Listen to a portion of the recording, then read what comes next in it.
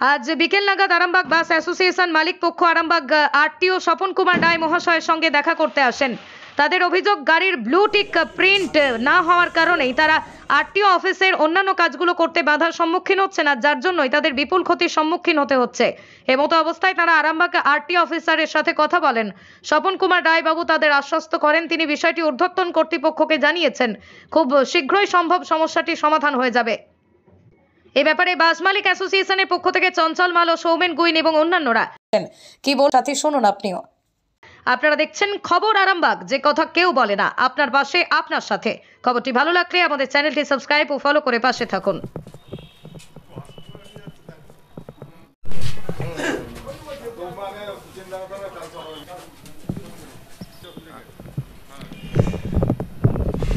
বলছি এতজন একসাথে আরটিও অফিসে কি করতে এসেছেন? আমাদের বাস অ্যাসোসিয়েশন থেকে আসছি, আমাদের এক্সপ্রেস ইউনিয়ন থেকে আসছি, অ্যাসোসিয়েশন ইউনিয়ন থেকে। কিসের জন্য এসেছেন? আমার একটা বাস 22শে নভেম্বর প্রিন্ট করতে দিয়েছে আরসি বুক, আজ পর্যন্ত প্রিন্ট হয় না। আমি সেভ কাটতে পারছি না, আমার গাড়িটা দাঁড়িয়ে আছে, 5টা স্টাফকে বসে বসে বেতন দিতে হচ্ছে। তারকেশ্বর বাঁকুড়া রুটের গাড়ি, পাবলিক হ্যারেস হচ্ছে, আমিও হ্যারেস হচ্ছি, আমার স্টাফেরাও হ্যারেস হচ্ছে। তো আরটিও স্যারের সঙ্গে দেখা করলেন, উনি কি বললেন? আরটিও সাহেব দেখা করলেন, উনি হার্ট অ্যান্ড সোল চেষ্টা করেছেন, হয়ে যাবো এই বলছেন। উনি চারদার বহু চেষ্টা করেছেন, ওনার যতদূর ক্ষমতা করেছেন, কিন্তু প্রিন্ট হচ্ছে না। বেসরকারি সংস্থাকে প্রিন্ট করতে দিয়েছে, তারা প্রিন্ট করছে না। 22শে নভেম্বর প্রায় 1 মাস হয়ে গেল, এখন পর্যন্ত কোনো প্রিন্ট হলো না।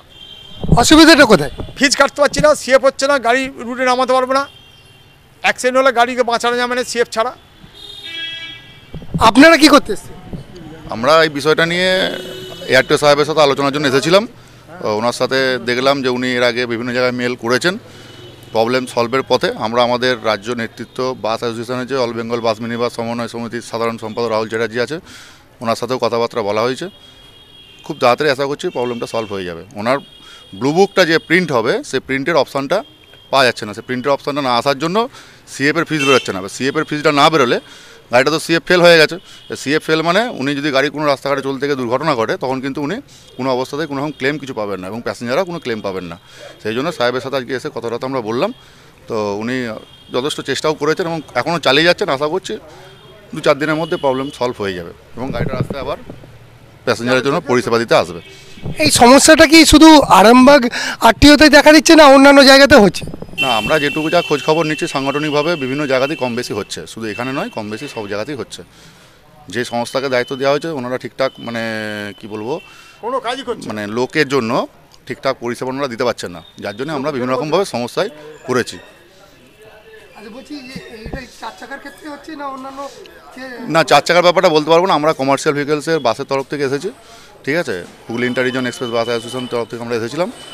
আমরা সাহেবকে বলে গেলাম সমস্ত কিছু, উনি বললেন দেখা যাক। আশা করছি 2-4 দিনের মধ্যে সমস্যার সমাধান হয়ে যাওয়ার আশ্বাস উনি দিয়েছেন। আমার নাম সৌমেন গুইন। আপনার পরিচয়? আমার নাম চঞ্চলমাল, প্রিয়াঙ্কা বাসের মালিক। প্রিয়াঙ্কা বাসের মালিক। আমার আপনি কেন এসেছেন?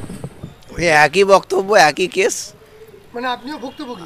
আমিও ভুক্তভোগী, ওনার জন্য এসেছি। যেহেতু আমাদের সমব্যবসায়ী একজন বিপদে পড়েছে, তার যাতে সমস্যাটা সমাধান হয়, সেই জন্যই এসেছি ওনার সাথে। আপনি কি আরটিও সাহেবের বক্তব্যে সন্তুষ্ট? আরটিও সাহেব তো চেষ্টা করছেন, কিন্তু ওনার হাতে তো না এনআইসির ব্যাপার। এনআইসি ব্যাপারটা ঝুলে রয়েছে, এবার সেখানে আমাদের যাওয়া তো সম্ভব নয়। কসবা ডাইরেক্টরের কাছে কাজটা করতে হবে। এবার আরটিও সাহেব তো এখান থেকে মেল ফেল করেছে, উনি চেষ্টা করছেন, না হলে কি করা যাবে।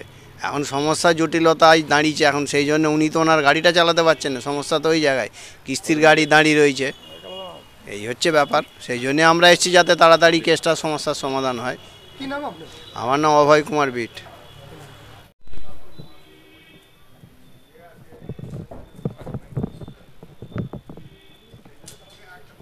খবরটি ভালো লাগলে আমাদের চ্যানেলটি সাবস্ক্রাইব করুন এবং পাশে থাকুন। খবর আরামবাগ, যে কথা কেউ বলে না, আপনার পাশে আপনার সাথে।